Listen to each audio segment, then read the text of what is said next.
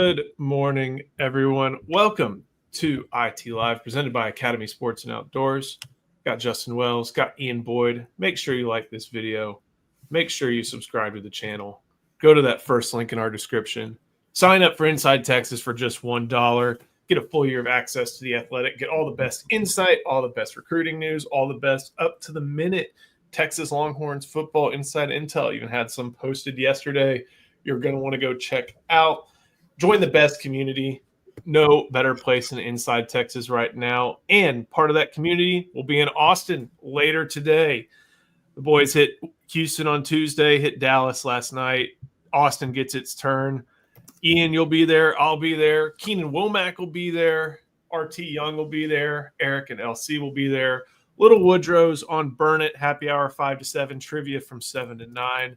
Also, there will be some college football up on the TV, and as a frequent customer at this Little Woodrow's, don't worry, they know how to keep the football on the right spot. So, going to be a lot of fun tonight. Can't wait to see everybody there.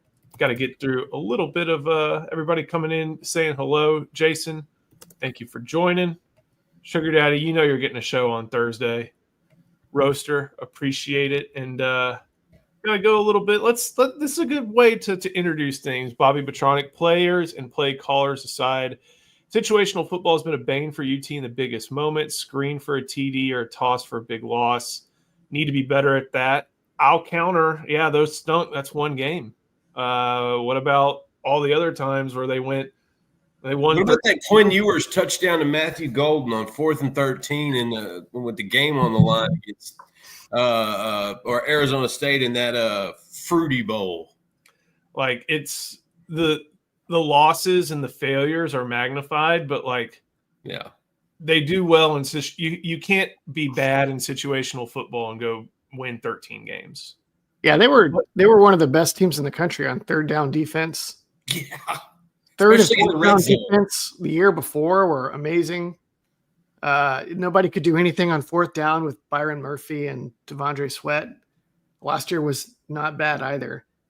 They stuffed Orgy on fourth down, 4th and 2 in Michigan. That stopped that game from ever becoming even competitive. The Clemson running back stuff was it Phil Maffa was stuffed. Yeah, goal line stuff against. And then Amari Daniels was stuffed on the goal line by Ethan Burke at Texas A&M. The one thing I guess I'll hear is that it was the losses were due to situational football, like Georgia, Ohio State, in have-to-have-it situations. And those teams are a step above all the other ones they played. Sure, but again, you don't go 13-3, win 13 games, beat teams like good, not great, good teams like A&M, good teams like Michigan without having some sort of situational football prowess. So the first Georgia game was a belt-to-butt game. There was nothing to do with situational football. They just got smacked. The situation was bad that night. Yeah, that was a terrible game to watch live.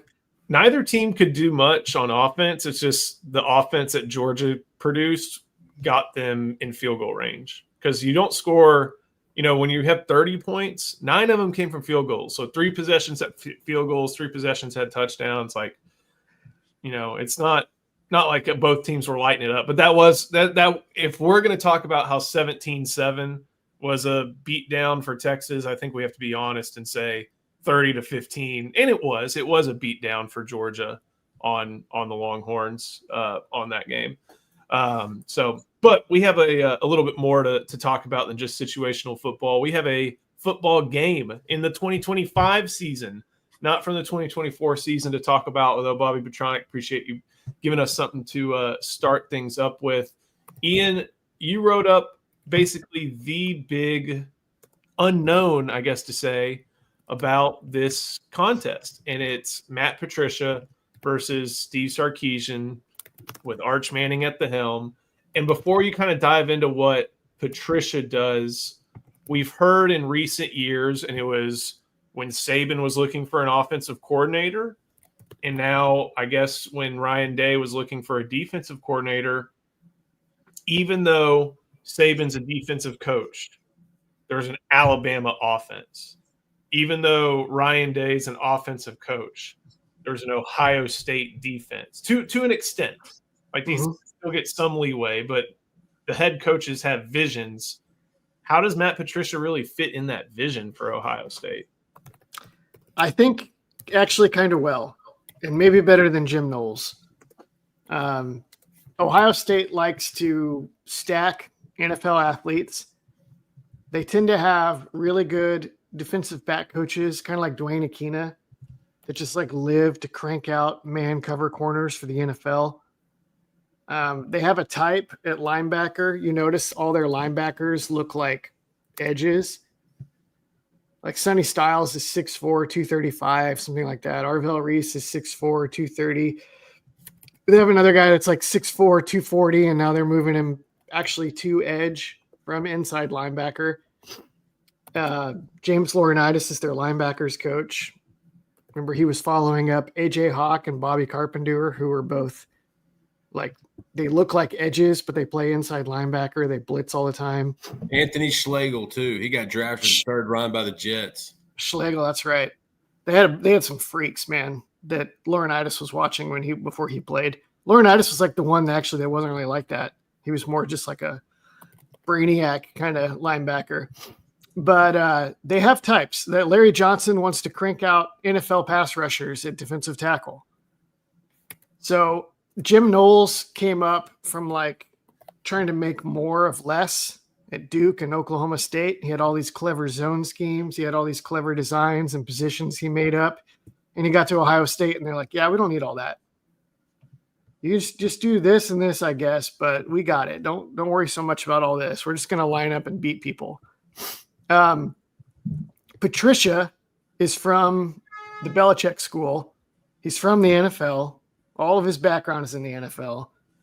And so NFL tactics like man coverage and bringing blitzes from different angles with your linebackers is what he's like from the top level of that. So I think the idea for Ryan Day was let's stick more with this sort of NFL style that we want to play, but then let's get a guy that can bring a little smarter coordination of that to our position rooms and kind of piece together what our position coaches already want to do in a way that's a little smarter. So it's possible that this is actually going to work very well for Ohio State. It's like the thing that Patricia maybe wasn't great at implementing in the NFL. He's got all these top assistants to do for him. And then the thing that Ohio State needs, which is, hey, take these brilliant individual players and turn it into a smart, cohesive unit, maybe Patricia can do. It's a very sunny, optimistic view of it. But so to touch on this, did Sark, I can't tell, my computer's doing this at the right time. Did Sark ever go up against Patricia in the NFL? Atlanta played New England on October 22nd, 2017. Atlanta only scored 7 points. And it was a Julio Jones 1 yard pass with 1 yard reception with about 4 minutes left. And it was not a great game, not a bad game, just kind of, it just didn't get it in the end zone. It looks like they were 1 for 3 on fourth down, 2 for 9 on third down. I think it was just one of those New England controlled the game. Tom Brady, efficient, nothing like super spectacular. Looking at the rushing totals, Dion Lewis, Rex Burkhead. Yeah, I mean, just a classic Patriots win. And then when Patricia was head coach, doesn't look like they matched up in that second year that Sark was in the NFL. So don't think the one time Sark played against them, it was with Belichick overseeing things. But Justin, we learned last year, Sark went against Wink Martindale. I can't remember the results, but it's a different game down here at this level. It's a much different game. And I mean, a lot of times the NFL stuff does correlate to college, and it does. You can use a lot of those same things, but you also want to be, cognizant of it's a different game too. It's a different arena. Yeah, it's the same sport, but it's just done at a slightly different level. And you have to understand, Patricia's been working with adults his whole life. Now he gets these young men, and they can be impressionable, and they can also do crazy stuff. And that's the fun thing about Saturdays in the fall, is that it's 18 and 22-year-olds. And so how much can Patricia relate to these guys? How much can he input into these young guys in a pretty good fashion here for this first game? It remains to be seen, but I think it's very similar to Michigan last year. I don't want to compare it too much, but there's a lot of similarities to last year's team. Like, Michigan did not have a great offense coming back, but they had an incredible defense coming back. There's so many little storylines that you can look at. Wink wasn't ready for it. Texas was ready for it. I'm very curious to see how Texas handles Patricia, because I think, and I'll ask Ian, do you think this Ohio State defense this year, and I think it's going to be really good, is as good as the Michigan defense last year? Oh, that's a great question. I give Michigan the D-line. Yeah, it's like, are there two aliens at defensive tackle? I give Ohio State the linebackers, but I don't know about the DBs. But do you see what I'm saying? There's so many similarities there.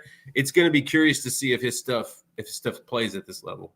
That's a great question. Michigan last year got better as the season went on. Yes. It was almost like the Texas game kind of put a jolt in them. They lost. Wink learned a lot in that game. He dialed it in by the end of the year on what worked in college. And they actually lost Will Johnson for the last 6 games of the year. Yeah. And they still went in and stuffed Ohio State's offense in a locker at the end of the year, because they had figured things out so well and developed some younger corners. So it's hard to my memories of last year's Michigan defense is like a couple different deals. But do you see a similar effect with Patricia, where there may be a few bumps there to where it's going to take kind of the course of the season for him to get that defense rounded out? I think that's a good comp. We'll see. Well, there's a big difference. Patricia could be like a lot worse than Wink and less flexible. Wink was maybe a little more flexible than I expected, or he could be like way better. I really don't know. The beta on what Patricia could be as a college coordinator is so massive to me. I really don't know. It's fun because I think there's a lot of tie-in there. So kind of went over a lot of this, the way that, Ohio State, and they typically like to run their defense. And you know what, I was thinking about that Dave Aranda quote that you have pretty often, Ian. It's like, do I want to do scheme, or do I just want to get the best guys I can and just tell them to go play really well with what they're good at? And it seems like, is Ohio State from that Dave Aranda tree more Dave Aranda line of thinking, more so than the Belichickian, we need to be good at every type of defense line of thinking? Good question. The only thing is that Belichick at his best would have a few smart players that were responsible for all the variety, and then everybody else was a cog who just had a simple job.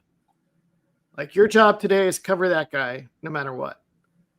Your job today is hold down this gap, whatever.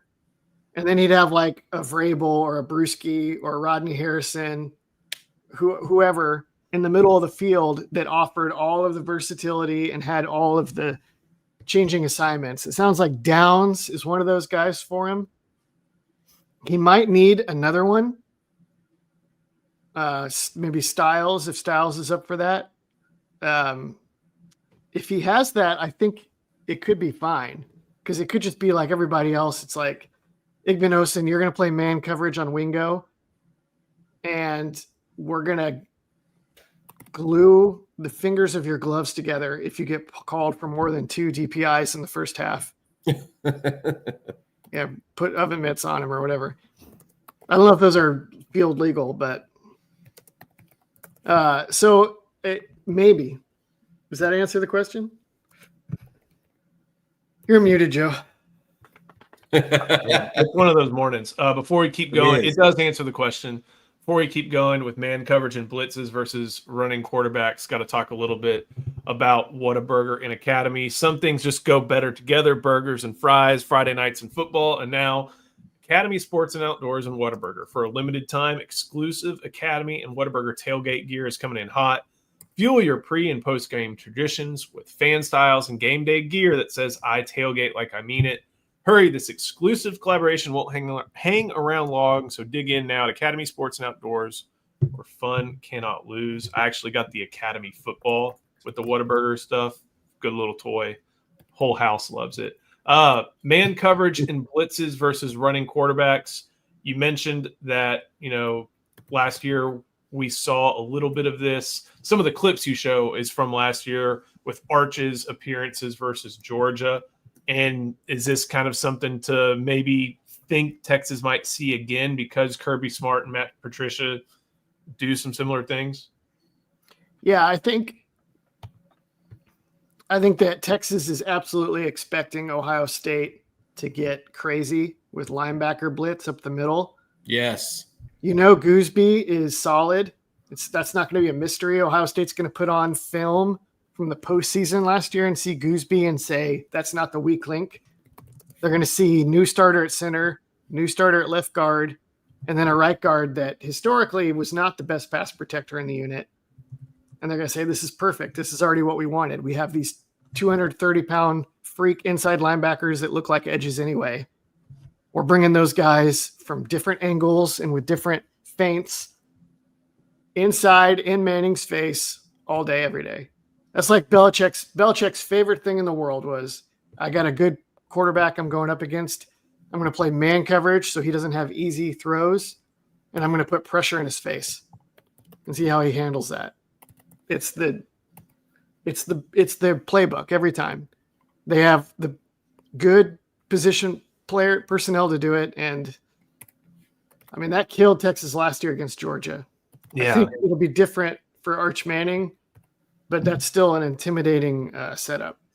Justin, it killed last year because those corners were just draped all over Isaiah Bond and Matthew Golden. And, even those linebackers, the checkdowns that usually were there for Quinn Ewers, they were hitting Quintravian Wisner as soon as they got the football. Like, if you have this type of system and this type of strategy, you're putting it on your receivers, and especially guys like Ryan Wingo, to be receivers and not just athletes who are getting shut down at the line of scrimmage. That was the biggest adjustment and thing that Ryan Wingo worked on in this offseason, was getting off of a jam. The more the season went along, the big corners figured out they could kind of push him around, and they got away with some holds. Georgia did, Arizona State did, Clemson did, and assuredly Ohio State did. But that's something that a young receiver's got to play through that. And so that's something I think Ryan Wingo, I'm kind of glad he's going from playing Ohio State to playing them again, because that kind of left a bad taste in his mouth. And I don't know if y'all remember, but there were two really, really bad missed calls on Wingo on pretty important plays, one near the end zone. And those are going to factor into it. And because Ohio State's they're going to play scrappy. They're going to play tough. They know they can push around a freshman receiver. Now he's a sophomore. He's a little bigger, a little stronger, a little bit more experienced. And I want to see how he makes that adjustment. Ohio State's they're going to try to push those guys around, and vice versa. Texas DBs are going to try to do the same thing in a sense. Ian, is this dime or is this nickel with a linebacker on the number 3 receiver? I don't know. That is a lot of stuff going on in that one. You have a empty backfield set. Can't tell the personnel. Doesn't matter all that much. I can tell you that. It's probably 11 because you can see Helm at the bottom of the screen, but it's empty. And the Georgia coverage here, let me see if I can zoom in a little bit more and help everybody out.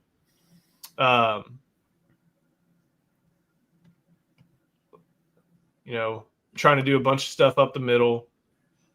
And the old adage is, if you see numbers, you run. Or if you see last names, you run. Because that means they're not watching you, they're watching their man. And when these guys come across the screen, watch Isaiah Bond. Look, he sees number 3 following him. So he's like, okay. That's the best blocking Isaiah Bond did last year. That was one of the biggest gains of that game. But that's one of the, and I'm sure as your article gets more detailed in, that's one of the counters that you can have to these, hard man coverage, 2-man defenses that really try to put pressure on quarterbacks to hit tight windows. Well, there's a big window when there's green grass to run through. Yeah. It's that simple. If you overload on coverage and then try to bring pressure, you're going to get creases that open up for the quarterback to get through. And then there's no eyes on the quarterback.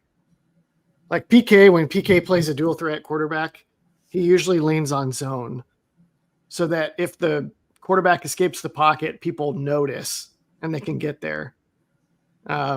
These NFL guys, they're not used to that. They're getting more used to it because NFL teams are starting to play more dual threat quarterbacks.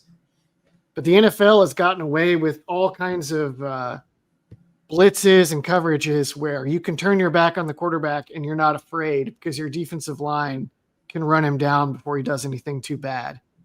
And that's not how the game works in college. That's not how the game works with somebody like Arch Manning. It's not how things work in the NFL always necessarily anyway, now as well. Good point from Burt Reynolds. Arch looks like Trevor Lawrence. I think that's the guy that we've said. I'm trying to think of the right way to put this, Justin. It's like that may be best case scenario, and maybe he could be better than Trevor. There's a long way to go in his career, but hey, man, a 2-time Heisman finalist, a national champion, a first overall pick, like, yeah, that's the vision, He if he looks a little bit like Trevor Lawrence and his mechanics are a little similar to Trevor Lawrence, there's a reason for that. Trevor was his counselor at the Manning Passing Academy the first time he ever got to become a guy, a kid getting to sign up and stay in the dorm rooms and those such. He's even admitted before that he loves watching Trevor Lawrence. That's one of his favorite players. And so, as a young guy, that was kind of that Trevor was the guy coming off a national championship, coming off a Heisman, going number 1 overall. And you know what? Trevor's probably going to have a pretty good season in Jacksonville this year. I think they're finally starting to put some weapons around him. But the similarity to me was that Trevor Lawrence ran too. And you didn't really see that in his high school tape. But you watch it at Clemson, and now I don't think he had the speed of Arch, but he moved for a big guy. He could move. He could move. And so Arch sees a lot of himself in that. And so I think that's why you see some of those traits because he's been following Trevor, since he was a kid. I almost clipped his 2 big plays against Ohio State in 2019 in the playoffs. And I had some issues with my gift maker, and I decided it didn't add enough value to the article to be worth the trouble. But when he scored on that long, 70-yard run on Ohio State, he was putting on some moves. He was moving. Yeah. And he's a big guy. He's a couple inches taller than Arch. Yeah. It looked better than I remembered. I thought he was a couple years older too. So I thought he'd just got the sideline and then those long strides, but he had to earn his way to the sideline before he was able to outrun him, and it was impressive. This what you highlight, or what I highlighted is big. Quarterback runs and improvisation are the great equalizer against a good man coverage team, just because you don't play man coverage on the quarterback. And if you're spying somebody, well, I guess that's kind of a man coverage on the quarterback. And then you're not dedicating attention to any of the other weapons. So it's the give and take on offense. And you even put together, as you see on the screen, a good idea that not only gives you a little bit of the picture pre-snap, but post-snap can really make things easier for Arch and the rest of the offense. This was a Texas A&M Johnny football special. Yeah. A&M did stuff like this all day, and it was impossible to deal with because Johnny was so quick. But you run that running back on a swing screen, and he goes in motion before the snap. And then the guy that's assigned to him is the linebacker. So the linebacker has to decide, do I go chase that running back so that we have 4-on-4 when the running back's in the perimeter? or do I stay here and mind my gap? Because if I leave my gap here, no one is there to defend it. But if I don't chase that running back, the running back could just run behind a wall of blockers out wide. It's really hard to defend this kind of stuff unless the quarterback is crappy as a draw runner or your blocks in the perimeter are crappy and they don't threaten the defense. If you're good at those two things, and Texas should be, these kinds of plays are so difficult to account for, especially for a man coverage team. And so, I don't know how often they're going to do stuff like this. Probably some. But these kinds of things with Arch Manning are just like a trump card. Is the read as simple as it seems? Like, yes. Okay. Just if the Mike linebacker chases, keep it. And hope your guys win their blocks. Yeah. But that's football for you. And then you mentioned that's a Johnny football special. It's an air raid concept. You even had the tight end lined up, attached. They wouldn't do that at Texas A&M super often. No.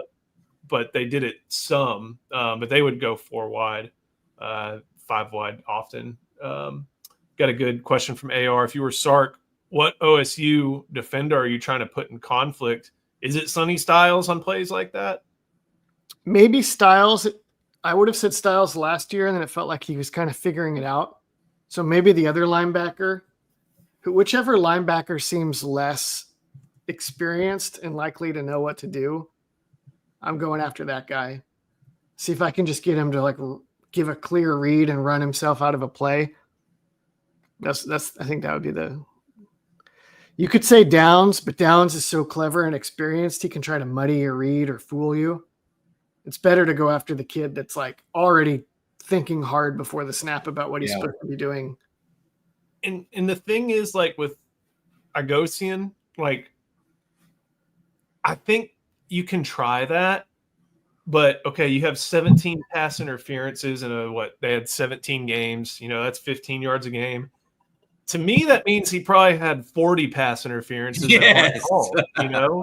Like, so do you want to pick on someone that, you get that 15 yards once, but I don't know. That's a balance. Like, I think you want to, unless he is just vastly inferior as a player, which I don't think he is, you want to find players to put in conflict, not someone to be like, all right, you're going to test you out, and it turns out like, okay, you're playing the game of your life. Like these better be ACC officials. You can't really it's hard to put corners in conflict also. Yeah. Because corners don't get conflicting assignments. It's cover this guy. Yeah. The way to get that guy is with the deep crossing routes by Wingo.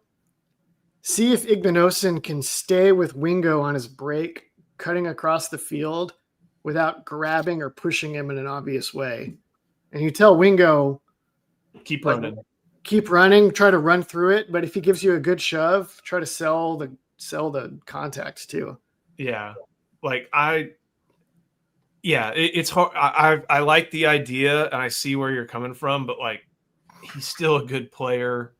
He gets away with it, as we all know. And I think there are a lot of people asking, I forget who the officials were in that Cotton Bowl game. They're going to be Big Ten. I think they're going to be Big Ten officials in this game. Like, there's no reason for them not to be. So you're going to have Big Ten officials and, put on the tinfoil wherever you want on that front. But I think you put players in conflict. You don't pick on players unless they're vastly inferior. And committing penalties, to me, is not an instant indication of vastly inferior. It just means he's handsy. And they tried to coach that out of him. Ian, you also go over the red zone, the red area, as Sark says. I know that's been the big point of emphasis for Texas fans after the toss sweep and all that. It wasn't bad season-wide, but in the big games, it proved to be a problem area.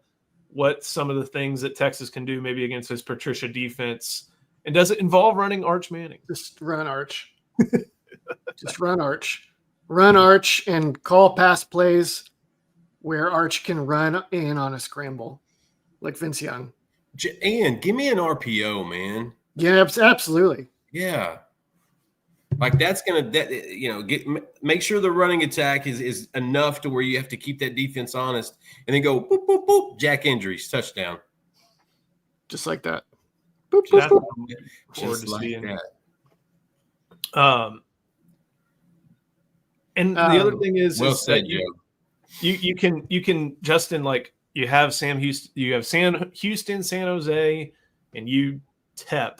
Gosh, my brain's all over the place. You have UTEP coming. Like you're not going to need to run Arch Manning. Like no line without. You can get him a little bit on the. I've been playing NCAA. Like that gauge can turn yellow this game, but you better get it back up to green in the next few weeks. Here's the problem. Arch is a gamer. Okay, you can tell him 100 times, what to look for, what to see, what to do. But if he, like you said, if he sees his yellow starting to increase, he sees the crease. Arch is a gamer, man. He's going to tuck it and go. And I think that's why Archie understands that. Grandpa understands that. You know why? Because he won't hang up the phone until he tells him, slide, get out of bounds. Hey, I love you. Slide, get out of bounds. Hey, by the way, tell your grandmother I said hi. Slide, get out of bounds. Like there's a reason for that. But Arch is, you almost don't want to take that out of Arch because he is kind of in that style. But if you can get past Ohio State, that makes this offense, that makes the potential for this offense to try a bunch of new things over the next 3 weeks to where you don't put that sort of pressure on a quarterback to run. You get to try new guys, new rotations. That's usually, that first month is usually outside of the big game that Texas usually plays. Sark's going to run that bench. He'll go a little deeper on the bench just to kind of see. You'll remember last year, those 3 games in non-conference after Michigan and before, we saw a lot of receivers play that didn't really play in conference play. They were all getting some run. That's what I want to see out of those 3. That's what I want to see coming in. And if they can beat Ohio State, we can't emphasize this enough. It sets the tone for this season as good as you can possibly do it. Justin, every time Archie tells him get down or get out of bounds, Sark is saying, but also across the goal line. I hope not, because Sark better not be going over the patriarch. We can't have that. We got a chain of command here, Ian. Sark doesn't have to do that because I think Arch is so competitive. Like that's the thing. Like what we would see in Quinn, a little bit of hesitancy. Arch is the opposite. It's that horse that you want to reel in just a little bit, but not too much because he's a stallion. Sark, Quinn was playing a little tentative against Oklahoma, and he was playing hurt. And they get down in the goal line, and they were having trouble, and Quinn was kind of rushing things. And so Sark called up his zone read, and it was like, you get it across your – And I think he did, if I remember. He did, and then he did that boom dance or whatever. Oh, God dang, I hate that so much. That's kind of Coach Sark is, though. He's not about – I'm so glad we're almost past that little 15 minutes of fame song thing or whatever. Well, it is. Anyway, Ian, you posted – I don't need any more boom. You posted this little clip of Notre Dame just spamming Riley Leonard because they weren't going to get past Jaden Greathouse, as great as he is, wasn't going to get past this Ohio State secondary. That Notre Dame offensive line in that state wasn't going to clear things up for Jeremiah Love at that point. They just needed to play hat on hat, get our guy, our best player the ball, get him across, and they tried it over and over. I don't think Texas is going to do that, but you drive a certain point home by posting this clip. Yeah, Ohio State had the best red zone defense and goal line defense in the country last year. It wasn't just that Sark always screwed up the goal line or whatever. Texas had issues on the goal line. Ohio State had the best goal line defense in the country. Their numbers were insane last year. But even Ohio State ran up against the +1 numbers that you get when you can run your quarterback, and Riley Leonard just trucked him on the first drive for a touchdown. If they could have done that 30 times, maybe they could have won the game. You can't really do that 30 times. Leonard would have had like a collapsed lung or something. And Texas can't even do it as much as they did with Riley Leonard. I think that'd be pretty reckless. But if you're near the goal line, do not hesitate. Just tell Arch to truck people and get in there. You know, Sark always says, what's the point to complete the pass? What's the point to get in the end zone? And by any means necessary, you know, especially in games like this. So before we keep going, got to show some love to our other sponsor. That is Andre the Lawyer. This video is brought to you by Andre the Lawyer. If you're injured, trust the team that secured millions for their clients and helped thousands of Texans with their injury case. Car wrecks, slip and falls, 18-wheeler accidents, on-the-job injuries, and wrongful deaths. Don't let insurance tell you what your claim is worth. Hire Andre the Lawyer to fight for you. Principal office is in Dallas, but they serve Texans throughout the state. So don't wait and call Andre the Lawyer today at 214-444-8808. That's 214-444-8808. The contact information is in the description.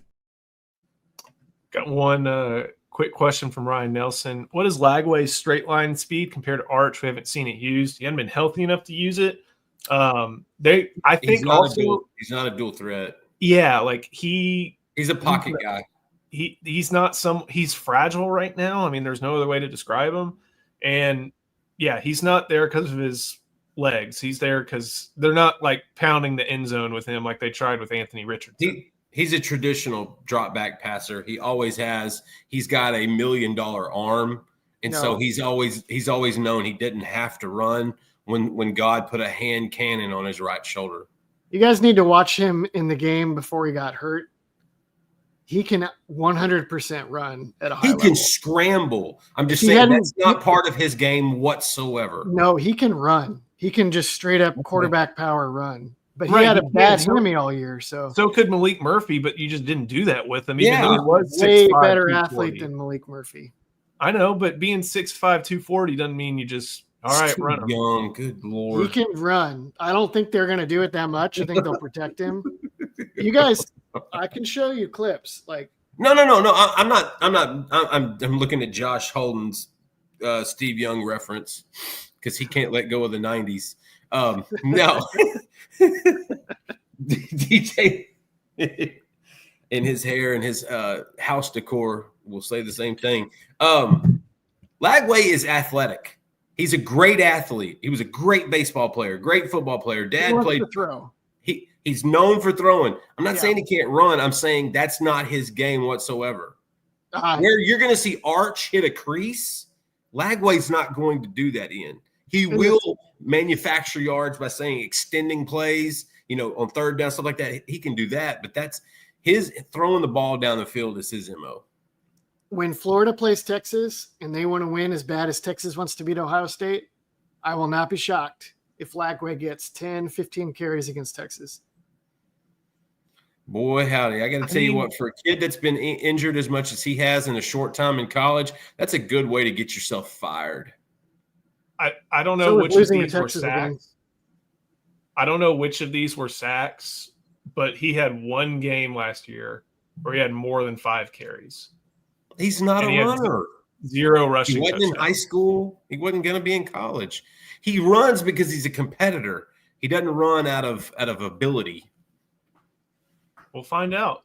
Compare Lagway to Vince. Maybe we'll find out if he's that's another thing. Yeah, if Billy Napier's letting this dude run 10, 15 times a game, Texas isn't going to wind up playing Lagway. They'll play the backup again. Just against Texas. Oh, he's only good runner against Texas. I got you. No, I think they're going to save him for games like that. Oh, okay. Yeah. Yeah, go ahead. Yeah, do that against Anthony Hill and Leona LaFau and Ty Anthony Smith. Billy wants to keep his job, Ian. I don't know why you're up here trying to get him fired. I'm trying to help you, Billy. Listen to the man. We'll go over real quick. Coach Williams, a staple on the Monday show, recruiting intel and a lot of different shows, went over some key players and X factors. A lot of these guys we have obviously gone over and over. Caleb Downs, Jeremiah Smith, Sonny Styles. But I feel like Max Clare, it's not someone we've glossed over, but he's in that next tier, as you can see, under Downs, Styles, and Smith. But his capabilities are going to be key, not just for this game, but, for Julian Sains' 1 or 2 year career here in Columbus. And Texas wanted him real bad, right, Justin? Like they tried to pull him out of the Midwest, but just couldn't. Pull who out of the Midwest? Downs? Max Clare. Max. Oh yeah. They went for Max in the portal. Yeah, they wanted him. Max Clare was, I think, the first call before Jack injuries, and that's the thing that actually kind of scares me. I was talking to a source about this game last night within the program. That's kind of what scares me about Ohio State is they're not used to having this kind of tight end, at least not in the last couple of years. This guy, I think, gives them a whole other dimension. I think this guy is what actually helps Julian Sayin usher in his era of playing quarterback in Columbus. You know, having a dependable tight end like that. This guy, Texas better have a hat on Max Clare. I know Jeremiah Smith's the guy to watch. I know Carnell Tate is going to play in the league. I know Brandon Ennis is another former 5-star receiver they've got. Pay attention to Max Clare. Coach goes over a couple other players. I know Carnell Tate had a nice game against Texas last year.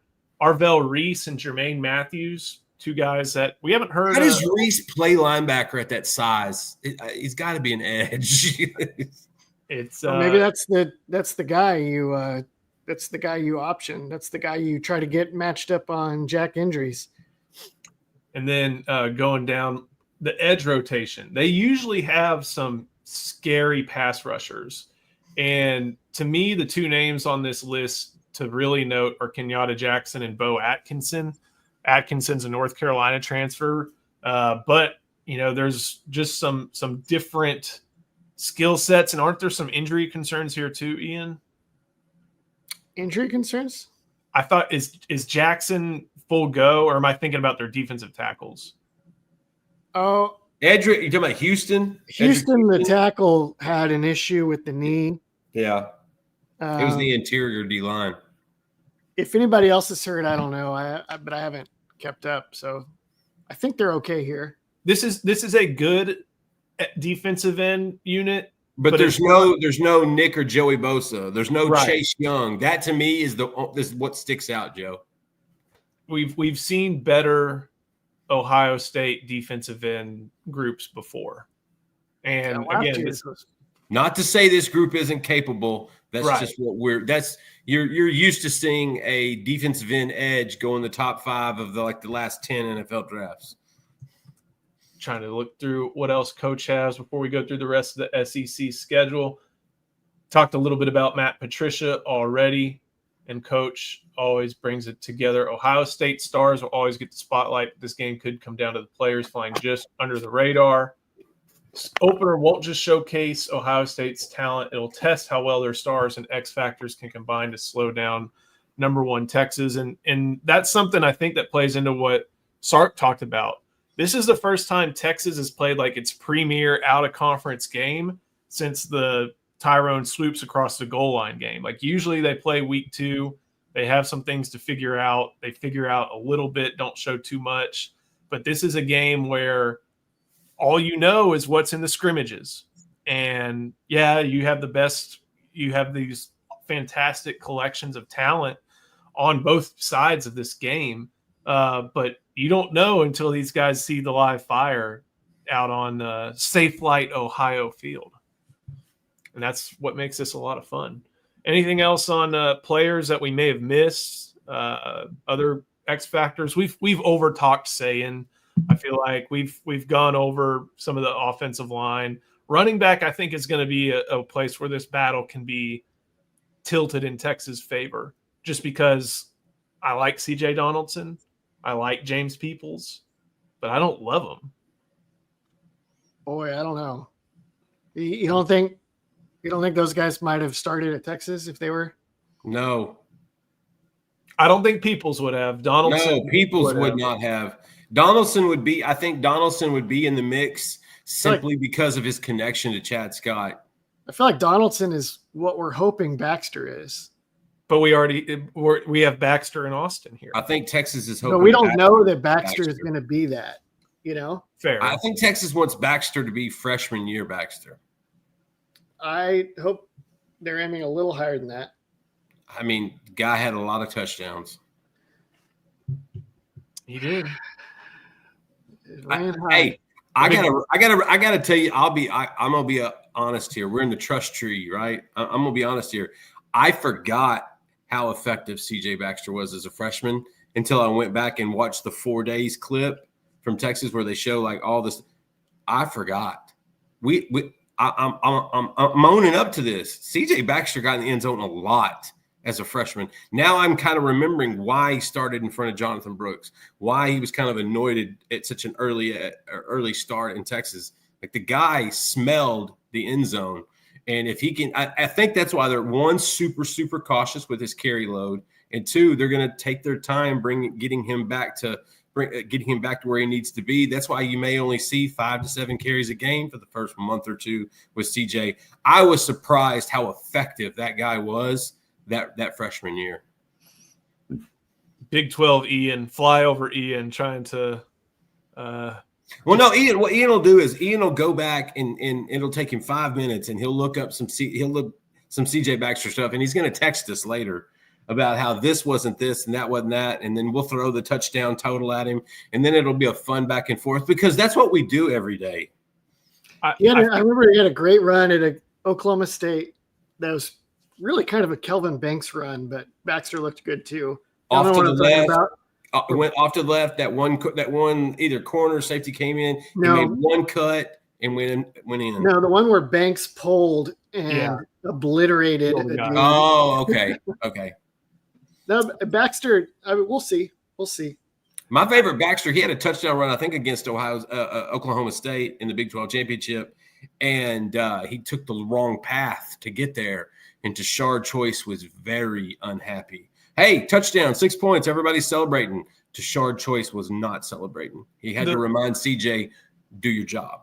There's one thing that I'm thinking about with CJ Donaldson, and I may have the timing all wrong, so he could throw it out the window. Texas has Chad Scott. Texas has Neil Brown. And maybe Donaldson's like, I'm good. I'm trying something new. But if they thought highly of him, or I don't know, maybe the connection just didn't happen, but that's two pretty good influences wearing burnt orange now. Maybe they try to get Donaldson. I can't remember that far back, but maybe that says something about what they thought of Donaldson coming out of the portal. I like Texas run game, but not like Jeremiah Love, not like Nick Singleton. So don't sell that here. I'm not going to try that one. So no, me either. Speaking of some other games around the country, we get to talk about other SEC games. This is always one of my favorite parts of our Thursday shows. It's definitely my favorite part. Some good matchups, some average matchups, some matchups that, as you see, don't even have lines according to BetMGM.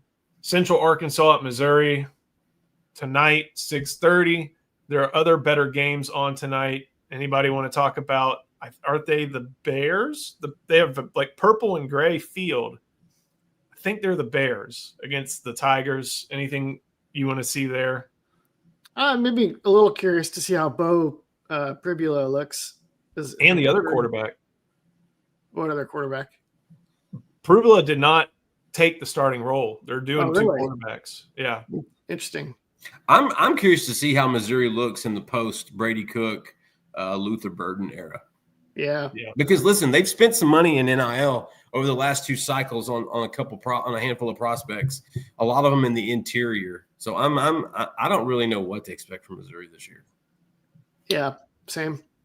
That Nebraska game though tonight is probably going to be what I give more of my attention to. Nebraska's playing tonight. Is that on this list that we're going to talk about? No, this is just SEC teams. But actually, I can get a different list up. No. This is fine. This is fine. Ian tickled my fancy with, hey, what about Nebraska tonight? Auburn at Baylor tomorrow night in Waco. Dude, this is big for both teams. Listen here. I think Baylor looks good here. Like, I think people are – and it's not – talent-wise, I think Auburn probably has a better roster. But Baylor has more experience. They have a better quarterback. They have a better coach. They're at home. It's against an SEC team week 1. Hugh Freeze has talked about playing 3 quarterbacks. Buddy, I'm jumping on that line. Like, I like Baylor. Ian, I know you're eyeing this one. Peyton Thorne was a albatross. We'll see if Jackson Arnold isn't one, but it's hard to do some of the things Peyton Thorne did, especially when it comes to turning the ball over. Peyton Thorne, when he got overwhelmed with all of Hugh Freeze's options in the quarterback game, and he would scramble, and then he would get smacked. Jackson Arnold on the scramble is when he inevitably short circuits, he's a little more dangerous on the scramble and kind of tough too. We'll see. That's when he's most effective, right, Ian? That's when he has been. That's not really how it should be. Right. This one is like, if Auburn loses this game, the media circus around Hugh Freeze is going to be insane. And if he wins in a close game, it'll still probably be insane. Like the Tigers need to win this game like big. Yeah, please understand, and they do need to fans need to understand. Sawyer Robertson is a good college quarterback who's probably going to wind up in an NFL camp. They have a good run game. Like they've got experience coming back, and so it's going to be sneaky here. But I like Baylor. I think this could be decently high scoring, like a game in the 30s. Yeah, I'll give you that. Here's something. Both defenses, I think, are still trying to find their footing for the most part. Baylor's starting tackle is a dude that we were looking at when Texas lost all their top targets in that last year for Tom Herman. And they started just going through lists of guys in the 3-star ranks. And it was like Lengel. Yeah, they're like, maybe this guy, like, he could be decent. And then he chose Baylor over Texas straight up. Yeah, that guy is going to have to go up against Keldrick Falk, right? Yep. That could be. Auburn has dudes. They do. Their roster is better. When Freeze took over, he did not take over a normal Auburn roster. He took over like a Big 12 roster. And now this year, it's an Auburn roster finally. So it's going to be. I think there's. I don't know if that's a good thing or a bad thing, Ian. Y'all have heard me say this all the time. Auburn boosters are what people think Texas boosters are. Like that's the castle intrigue, the crazy, the I'm doing this, you're doing that. Syracuse at Tennessee. I'm curious to see what the Vol offense looks like without Nico. Nico could less turnover-ish. Ball go far in that offense. I don't know if the ball can go far with who they've got at quarterback now, especially on those deep routes, but we'll see. I don't know about this Syracuse team. They hit the roster cycle at the right time, and then who knows what's going to happen now. But Tennessee's been talented, and they got one of the best defensive backs in the country from your neck of the woods, right, Justin? Yeah, I'm hoping Jermod McCoy is healthy because I think he was hurt at the end of last year, and that was a guy that was probably looking at going in the NFL draft. He was all SEC first team, I believe. Fran Brown, I am such a fan of that guy. He's the type that he raises the level of his players. If they're at a certain talent level, he brings that up. I think he is going to be an incredibly dangerous head coaching guy in the next 2 years in the cycles where coaches are getting fired, and he's gonna trade up and trade up well. Like I'd be terrified if he winds up in Norman, Oklahoma.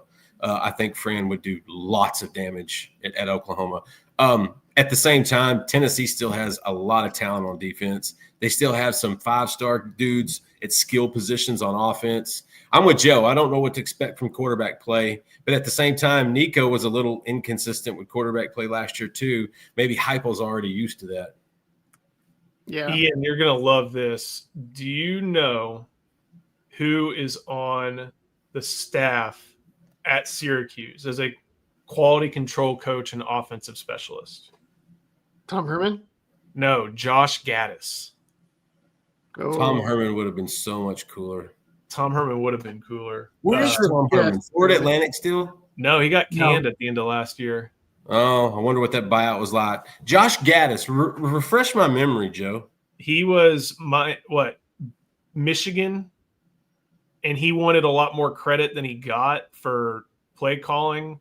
Then he went to Miami. Yes. Under under Manny for a year. And then when they threw the baby out with the bathwater, I think he just kind of bounced around. What happened at Michigan after he left? They won the national championship. Yeah, they did just fine. Isn't Heupel more of the de facto play caller here? No. Yes, Heupel is the play caller, but we're talking about Syracuse, and they have a different offensive coordinator. I was about to say that sounded weird. The direction. No, you're right. The Syracuse offensive coordinator is Jeff Nixon, who's been all over the place. I can't remember. Let me see. Yeah, that name is very familiar. Is he former Clemson? He was in the NFL for a while. Charlie. Oh, he was at Baylor. And then he went with Rule to Carolina. Oh, yeah. Texas at Ohio State. I think we've talked plenty about that one. What do y'all think about Ohio State -1.5? I think that's pretty generous to Texas. Because a home game is a field goal, so they're not even giving Ohio State a field goal. Yeah, it's a push. 1.5 Ohio State makes me think it's push, or maybe even a hint towards the horns. I'd be curious to see if that thing changes Friday night, Saturday morning. Yeah, I don't think it would.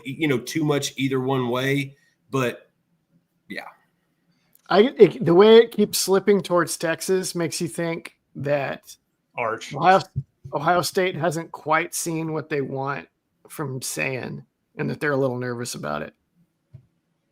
That's what I suspect.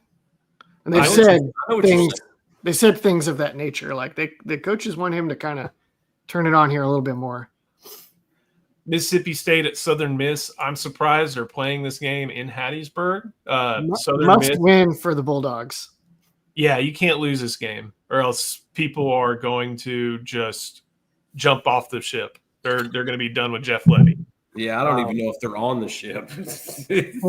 He should have had a little bit of leeway for last year, because he will in a joking manner. I like Jeff Levy. They've got a cast of characters on that roster. When you go from Leach to Arnett, and then you do the things that they did roster-wise, like he walked into a bad situation.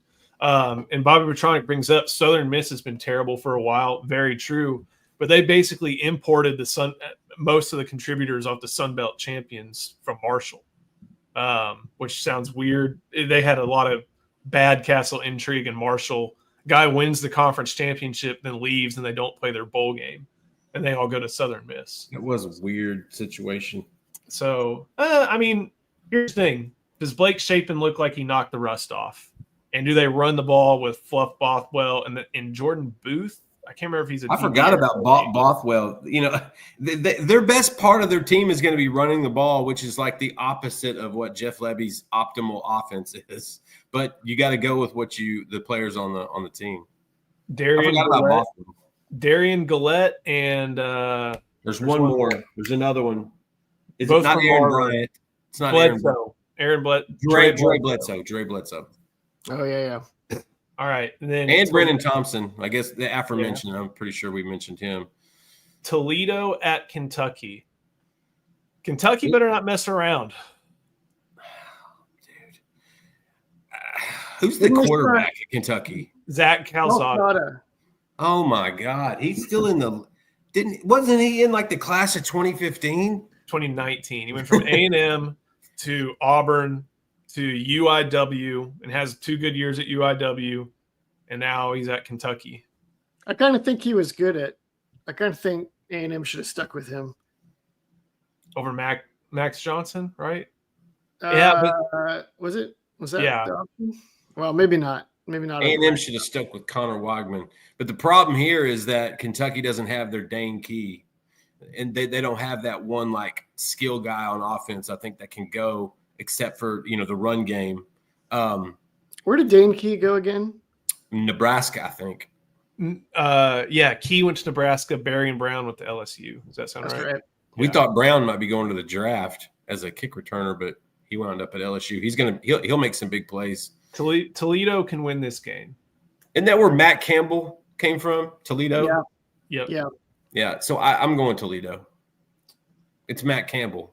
So they won last week. Here's an interesting one. Alabama at Florida State. Not very far of a trip for Alabama faithful. That line is massive.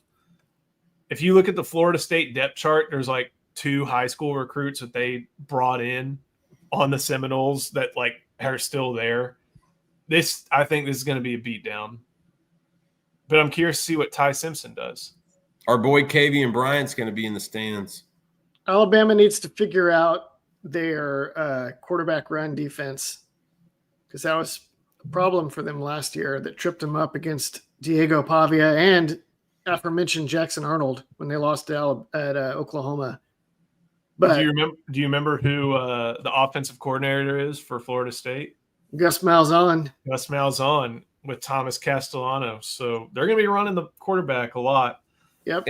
If Alabama wins this game, I don't think it tells us much about Alabama still, strangely enough. We don't know. We don't know for sure what Florida State is. So right. You're right. Right. I mean, it's probably going to be somewhere in the middle from the last 2 years, I would think. But I keep hearing Alabama, the quarterback situation in Alabama, Ty Simpson, he's good, but I don't know if they're necessarily feeling wonderful about it. Maybe after a few games, good games, they'll feel better. But I still think that the quarterback situation in Alabama is not settled. Does Kentucky have any impact players who Texas would want? Can't think of anyone. I can't think of anyone either. Deion Walker and Maxwell Harrison. NFL already grabbed both of them. No, they never. No, Deion is Ashley Judd. USC. Wait, really? I think so. No, he was. What'd you say? Deion Walker. He got drafted in the second round. Yeah, he's on the Bills. He went right before or right after Landon Jackson. They got Deshaun Silver, maybe. They have like one good corner, but who knows? Deshaun Silver. Sorry. Okay. No, No, I bet you that Kentucky has another wave of really talented players that Texas would want, and we just don't know who they are yet. 10 years ago, on the defensive side of the ball, I would 100% agree with you. Today, I don't think I bet you they do. Stoops has that type of collection of athletes like the defense is used to having. There's no Calipari around anymore to use up NIL. He's using all Arkansas's up. Yeah. I mean, their support. I think I read something that Kentucky's given about 35%, maybe even more, to hoops. Sure. Whereas most teams are giving 15. Marshall at Georgia. Right. Kentucky ranked 28th in the 2025 recruiting, and they signed 5 blue chips. So I mean, there's a chance that those underclassmen have some dudes. Fair. I'm with you there. Marshall at Georgia. Anything there? Maybe just see how Gunnar Stockton looks. He'll be just fine. Yeah. Noah Thomas will catch 2 touchdowns. Yeah. The biggest offseason storyline for Georgia, aside from quarterback, is they're rolling the dice again with portal receivers, and this may be the best class they've gotten. They've got some good young running backs. I want to see who kind of rises to the top. Alabama, A&M at Arkansas. They don't even have a line on this game. I wouldn't either. I don't know. I don't think there's anything there. Illinois State at Oklahoma. Ian, anything you're looking for? No, but supposedly Illinois State is actually good, like for their level. But I believe anyone that does have a line, I don't think it's close. It's like a 30, 40-point spread. They used to blanket offers in Texas just so they could have kids posting their logo on Twitter. Like they had no chance. They had no chance at them, but they would throw the offer. They offered 24 kids in East Texas. Yeah, I think they're the Cardinals. Yep. And the only way I know that is because what Joe just said. Yep. Not a bad strategy. UTSA at A&M. A&M by 24.5. I think this will be a.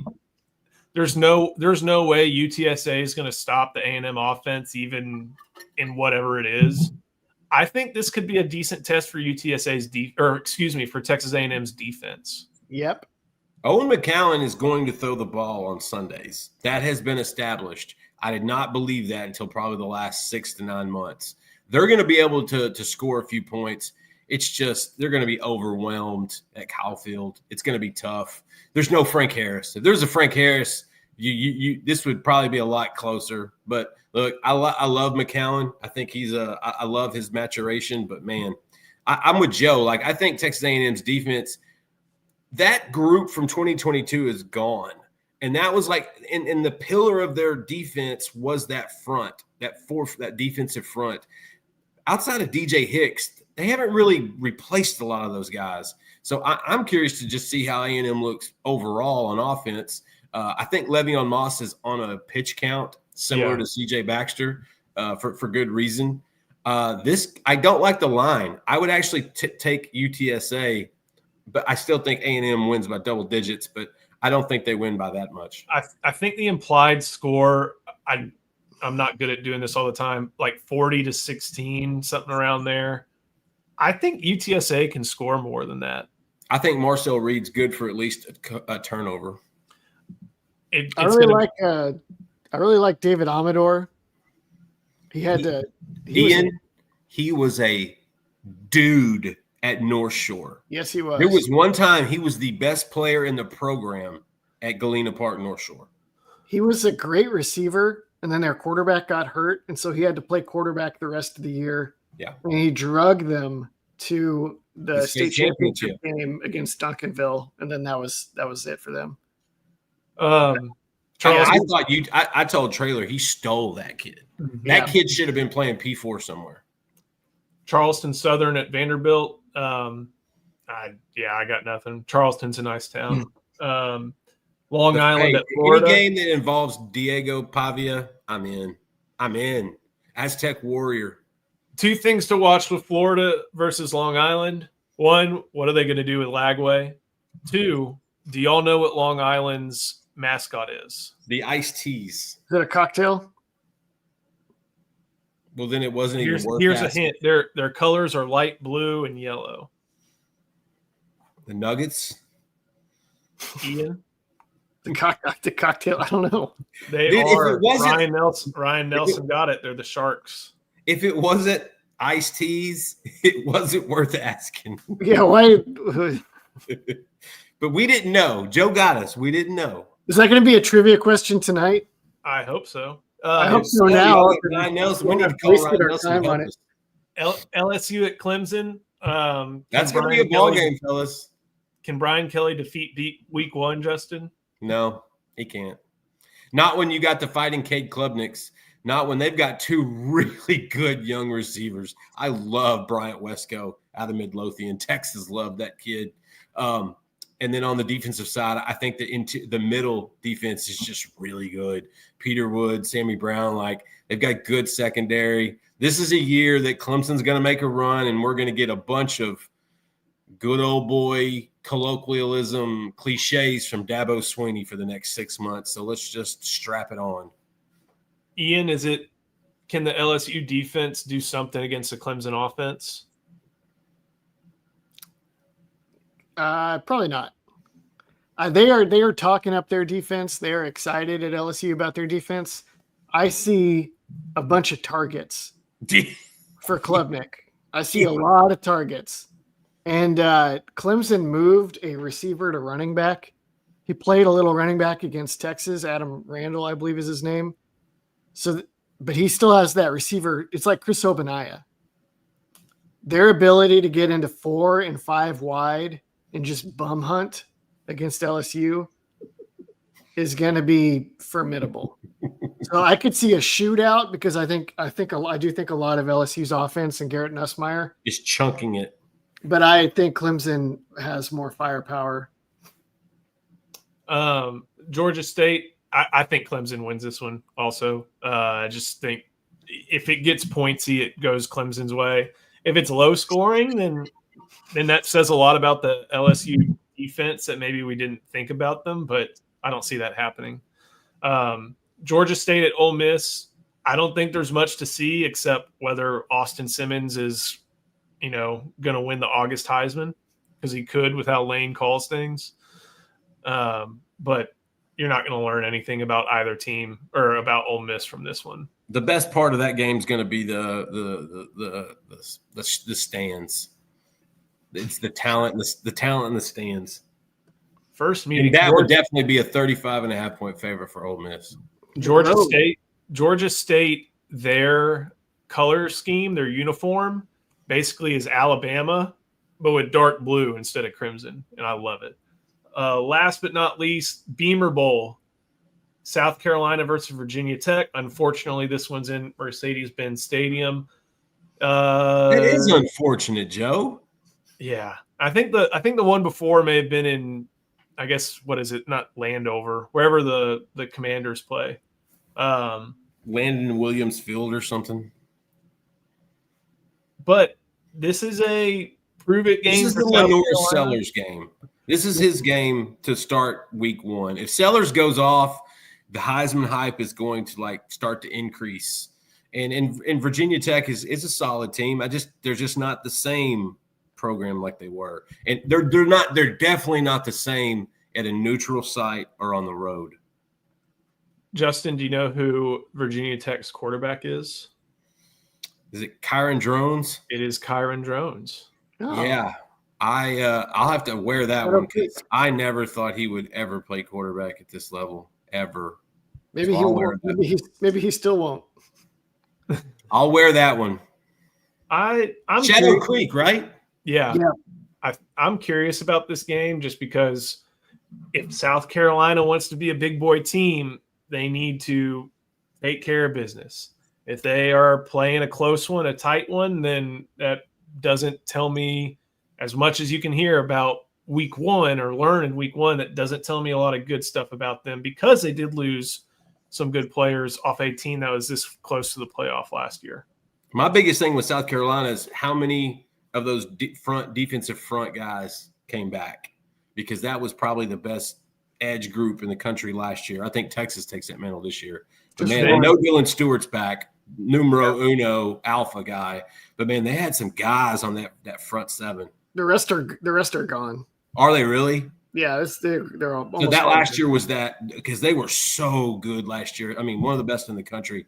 And I know Dylan Stewart's a future top 5, top 10 pick. Do you know they did add what's his name, Gabriel Barnlow-Dindy, who I think is coming off an injury. Was that guy from A&M? Yes, yep. But I think that's still one of those 2022 players. That's always a tough sign when you have a really good line and you lose them to the NFL and you're like, oh, we got to maintain this. And then you get one of the dudes that just totally flamed out as a blue chip at his previous place. It feels desperate. It feels desperate. Barnlow-Dindy. Thank you, Justin Wales. Justin Wales, you've been talking up about how you'll be there tonight. We'll be there tonight. Little Woodrow's on Burnet. Happy hour 5 to 7. Trivia from 7 to 9. Can't wait to see everybody there. If you've not joined Inside Texas already, use that first link in our description. Join for $1. Get the best team info, recruiting info. Eric's already got some inside info up ahead of this weekend's game. Join for just $1. You will get a full year of access to The Athletic as well. And, of course, we got to thank our presenting sponsor, Academy. So next time we'll be talking about either a game Texas won or a game Texas lost. Can't wait to see what happens. So, Justin, Ian, thank y'all so much. Just one note, Steve Sarkisian speaks on Zoom in about 15 minutes. We'll have the updates. May even have a video right here, right after. So, hey, Joe, real quick, let's get Damon. Oh yeah, Tate. Yeah, the answer is Cornell Tate. And it's going to be Kobe Black and Jalen Gilbo's assignment to shut him down. Yep, should be a lot of fun. But good question, Damon. We appreciate the super chat. All right, thank y'all for watching. We'll see you next time on IT Live, presented by Academy Sports and Outdoors.